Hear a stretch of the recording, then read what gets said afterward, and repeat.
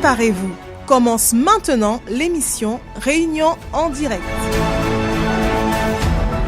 Bonjour à tous et bienvenue à notre émission. Aujourd'hui, 14e jour du jeûne de Daniel. Tous les jours, nous sommes ici avec vous parce que le jeûne de Daniel consiste à nous vider des informations séculaires et à nous remplir des informations spirituelles, qui ne sont pas simplement des informations, c'est un contenu, c'est ce qui véritablement nous remplit.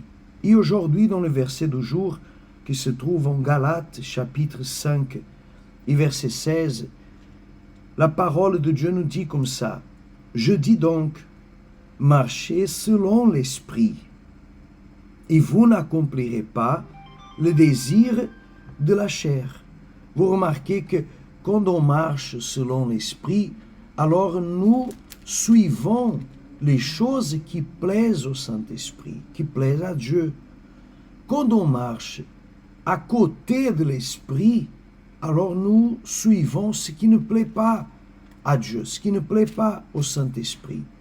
Et la question c'est, comment puis-je trouver Dieu en marchant dans des chemins qui n'ont rien à voir avec lui? Comment puis-je trouver le Saint-Esprit si je marche sur d'autres chemins, comme le chemin du monde, le chemin de toutes sortes de choses qui parfois font plaisir à nos sentiments, mais déplaisent à Dieu? Comment puis-je trouver la paix si j'essaie de la trouver dans des endroits, dans des choses qui n'ont rien à voir avec Dieu, ou qui parfois nous détournent de Dieu, comme il y a des endroits où les gens vont pour se faire plaisir. Plaisir, mais un plaisir personnel, mais qui déplaît à Dieu. Parfois, les personnes, elles célèbrent des choses avec des personnes qui les détournent des bonnes voies. Si je me détourne de la bonne voie, alors je vais dans la mauvaise voie. Si je vais dans la mauvaise voie, je ne peux pas trouver le Saint-Esprit. Et c'est exactement cela que nous comprenons dans le verset d'aujourd'hui. Je ne peux pas le vouloir sans marcher dans ces chemins. Comme par exemple, aujourd'hui c'est samedi. Il y a beaucoup de personnes qui préparent aujourd'hui son dimanche parce que, comme tout le monde, les réunionnais disent, le dimanche c'est le jour du Seigneur. Alors, le dimanche, qu'est-ce que la personne qui craint Dieu, elle fait? Elle se lève tôt et elle va à l'église chercher le Saint-Esprit. Pourquoi? Parce que c'est le jour du Seigneur. Mais il y a beaucoup de personnes qui veulent que Dieu le garde, le protège, le bénisse, et elles ne suivent pas le chemin du Seigneur. Parfois, s'il faut mentir, mente, s'il faut tromper, trompe, s'il faut s'éloigner de l'église, passer 1 semaine, 2 semaines, 3 semaines sans aller à l'église, elle le fait. La question c'est comment trouver le Saint-Esprit en marchant dans le chemin de ce monde. Ce n'est pas possible. Nous allons maintenant faire la prière, l'onction, comme nous sommes en train de faire tous les jours. Je vous invite aussi à préparer votre flacon d'huile. Vous pouvez déjà oindre votre tête, vous pouvez oindre aussi votre famille. Et ensemble, nous allons alors nous remettre dans le chemin de Dieu. Nous pouvons faire cela à travers la prière. Alors, c'est le moment de parler avec Dieu. Allons entrer en prière. Seigneur notre Dieu et Seigneur notre Père, nous faisons l'onction sur le haut de notre tête et nous prions maintenant en faveur de toutes personnes qui sont connectées avec nous, des personnes qui veulent avoir le Saint-Esprit, des personnes qui veulent ta présence, elles ont soif, elles ont ce désir. Il n'est pas un désir passager, parce qu'à chaque jour, elles ressentent dans son intérieur le manque de paix, la tristesse, le vide, et elle sait que rien ni personne ne peut remplir, parce qu'elle a déjà cherché à beaucoup d'endroits, elle a déjà frappé à beaucoup de portes, elle est déjà allée à beaucoup d'endroits, mais seulement ta présence peut venir et le remplir. Alors, mon Dieu, viens à la rencontre de chaque personne qui unit sa foi avec nous à travers cette prière et que le Seigneur vienne transformer sa vie, que le Seigneur vienne agir dans sa vie de manière à le délivrer du poids, de la souffrance, de la tristesse. Viens le délivrer, mon Dieu, de tout ce qui le faisait se détourner de tes voies. Peut-être elle veut, mais à la dernière minute apparaît quelque chose qui le détourne, qui le dévie de la voie du Seigneur. Qu'à partir de maintenant, tout ce qui prie avec nous ait la force pour se redresser, pour prendre la bonne voie, pour entrer dans ton chemin, pour être libre de tout ce qui essaye de le séduire et ainsi avoir une rencontre avec le Seigneur. Oh mon Dieu, je prie pour tous ceux qui sont connectés à travers la radio, à travers le Facebook, à travers le YouTube, que ton esprit le fortifie maintenant et qu'il se remplisse du Seigneur, au nom du Père, du Fils et du Saint-Esprit. Et tous ceux qui croient, dites ainsi soit-il. Amen. Et grâce à Dieu. Amen. Mes amis, je vais vous laisser avec un témoignage. Tout de suite après, une très belle chanson. Et demain, mercredi, c'est le jour du Seigneur.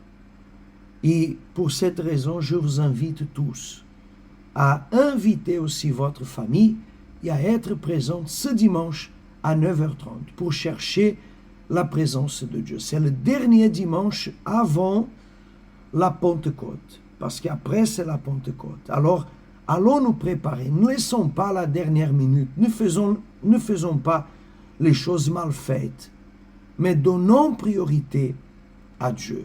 Faites de ce dimanche le jour du Seigneur. Préparez votre famille. Si ils ne veulent pas, alors vous qui le voulez, préparez-vous aujourd'hui samedi pour que demain vous puissiez être avec nous. 9h30 ici à Sainte-Clotilde, 9h30 à Saint-Pierre, 15h à Saint-Paul et au centre d'accueil le plus proche de chez vous. Vous pouvez aussi participer. Ici l'adresse 14 rue de Longeau, à côté du Leader Price Moufia. Nous sommes à Sainte-Clotilde en train de vous attendre pour ce dimanche. À Saint-Pierre, au 116 rue de Bons Enfants, à côté de la poste du centre-ville de Saint-Pierre. Et à Saint-Paul, au 46 TER, chemin de la Poudrière, en face à la boutique Thomas. Vous êtes notre invité spécial à être présent ce dimanche, le dimanche avant la Pentecôte, pour la préparation pour recevoir le Saint-Esprit. Que Dieu vous bénisse. Je vous laisse avec le témoignage et la chanson. Bonjour, je m'appelle Micheline. Alors, avant d'arriver au centre d'accueil universel, j'étais une jeune vraiment triste, angoissée. Pourquoi? Parce que en fait, j'ai pas grandi avec mes parents. Donc du coup, j'ai été élevée par mes grands-parents. Donc j'avais pas eu en fait l'amour que mes parents devaient me donner en fait. Donc je voyais mon grand-père qui avait plusieurs femmes, donc il venait, il tapait ma grand-mère. Donc du coup, ça grandissait en fait. Je veux pas dire une haine, mais une tristesse en fait à l'intérieur de moi parce que je ne comprenais pas pourquoi en fait il agissait ainsi. Donc suite à cela en fait, suite à un viol justement d'un membre de ma famille que j'ai subi en fait, et ça m'a plus en fait effondrée en fait au fond du puits en fait, parce que j'étais très jeune et la personne était pas plus âgée, mais elle était déjà avancée en âge plus que moi, et je comprenais pas en fait pourquoi elle me faisait ça. Mais j'ai gardé ça à l'intérieur de moi. Dès là, ça a commencé, tout ce qui est les désirs, en fait, à vouloir toucher, en fait, mes cousines, mes cousins, lorsqu'ils venaient chez moi. Et suite à cela aussi, j'ai commencé à avoir des rapports, en fait, des relations, en fait, très jeunes, mais très, très jeunes, en fait, avec des personnes, qui étaient plus âgées que moi, où j'utilisais ces personnes juste, pour me donner de l'argent. Et c'est comme ça, en fait, que j'étais, jusqu'à ce que je suis arrivée, en fait, à l'église. Donc malgré en fait, j'étais déjà dans une famille chrétienne en fait. J'étais déjà dans une famille chrétienne, mais pour moi, j'allais à l'église, ben qu'il fallait en fait suivre voilà la famille. Donc j'allais à l'église, mais je comprenais absolument rien du tout. J'aimais pas aller à l'église, donc on me forçait en fait justement à aller à l'église. Et suite à cela, en fait, je suis arrivée en France. Ben c'est là où, le cauchemar en fait, je peux dire en fait, ça a multiplié en fait ma souffrance. Donc je devais en fait me donner, voilà, à n'importe qui, des personnes qui étaient encore plus âgées que moi. Enfin, il y a des choses où je faisais. Si Dieu n'était pas là, en fait, je peux dire aujourd'hui, je serais pas là, en fait, je serais déjà morte, en fait. Donc, c'est vrai, je suis restée à l'église vraiment beaucoup d'années, parce que j'arrivais pas à laisser, la vie que j'avais, en fait, parce que je me demandais, en fait, si je laisse cette vie, comment je veux faire pour vivre, en fait. Mais j'ai caché tout ça et je voulais pas dire à mes parents, en fait, la vie que j'avais, que je vivais ici en France. Et là, donc, j'ai pris vraiment ma décision pour couper tout ce qui est les amis qui étaient sur Facebook et tout, des amis qui m'apportaient absolument rien. J'ai dû couper avec ces personnes. J'ai dû, en fait, laisser, en fait, les copains que j'avais et ça n'a pas été facile parce que j'ai été, comment je peux dire, il y en a un qui m'avait dit, mais Micheline, si tu me laisses, c'était un marabout qui me disait, si tu me laisses, Micheline, t'auras jamais quelqu'un dans ta vie. Et suite à cela, en fait, donc là, j'ai enchaîné des hommes, j'ai enchaîné vraiment des relations sur relations, en fait, et j'étais toujours vide. Il y a un moment donné, j'étais même à l'église, en fait, où, je suis retournée, en fait, mais je sortais pas de l'église, j'étais à l'église, mais je vivais ma vie. Donc, je faisais ces choses-là. Mais il a fallu un moment où que j'arrive en fait à prendre conscience que non, je devais quitter cette vie que j'avais. Et ça n'a pas été facile. Le jeûne de Daniel est arrivé. J'en ai fait plusieurs, j'en ai fait beaucoup. Mais il y en a un qui s'est présenté où là, je dis non, c'est mon opportunité, en fait, de me donner, de vraiment couper à certaines choses, pas certaines choses, mais vraiment toutes les choses qui pouvaient, en fait, m'empêcher, en fait, de donner ma vie à Dieu. Donc, j'ai vraiment sacrifié, j'ai sacrifié mon moi, toutes les choses, en fait, qui étaient en moi, en fait, ma chair, toutes ces choses-là, j'ai vraiment arracher ces choses, en fait. Je demandais l'aide de Dieu, en fait, justement, pour m'aider, en fait, justement, à être là devant vous pour témoigner pour donner mon témoignage, en fait. Donc, à travers de ces jeûnes de Daniel, c'est là où vraiment que Dieu, en fait, m'a scellé de son esprit, en fait, que j'ai été baptisée du Saint-Esprit. Donc, je peux dire, en fait, aujourd'hui, là où je suis, c'est le Saint-Esprit qui me permet, en fait, de me respecter, de me valoriser, parce qu'en fait, j'étais une jeune, en fait, le mot de valeur, en fait, je ne connaissais pas cette phrase-là, en fait. Pour moi, je me donnais partout, en fait, sans penser. Pour moi, les gens pouvaient me regarder dans les rues, en fait. Pour moi, ça me faisait rien. Donc, c'était comme ça que je vivais. Donc, aujourd'hui, je peux dire, en fait, je me respecte, en fait, à travers le Saint-Esprit qui est en moi. Donc, j'ai la force, en fait, pour avancer et pour vaincre, en fait, toutes les situations qui peuvent arriver dans ma vie.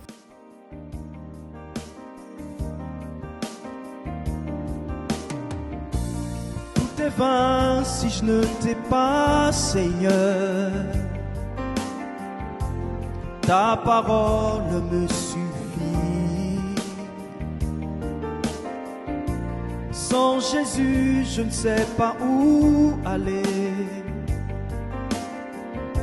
Plus rien n'importe sans ta parole. À quoi cela sert-il de gagner le monde entier et de perdre mon âme sans toi, Seigneur? À quoi cela sert-il de rassembler mes trésors et d'oublier celui qui m'a aimé? Si je ne t'ai pas, je n'ai rien. Je ne serai rien sans toi, Seigneur. Seulement ta parole me suffit. Je te témoignerai partout où j'irai. Si je ne t'ai pas, je n'ai rien. Je ne serai rien sans toi, Seigneur. Seulement ta parole me suffit.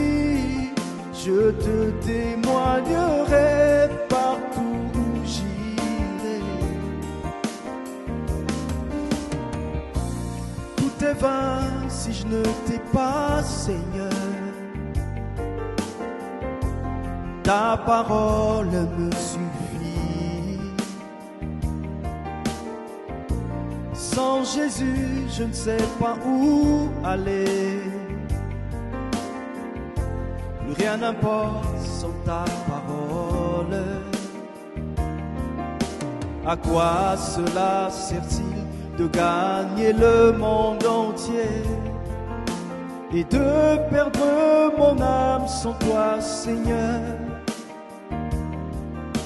À quoi cela sert-il de rassembler mes trésors et d'oublier celui qui m'a aimé? Si je ne t'ai pas, je n'ai rien, je ne serai rien sans toi, Seigneur. Seulement ta parole me suffit, je te témoignerai partout où j'irai.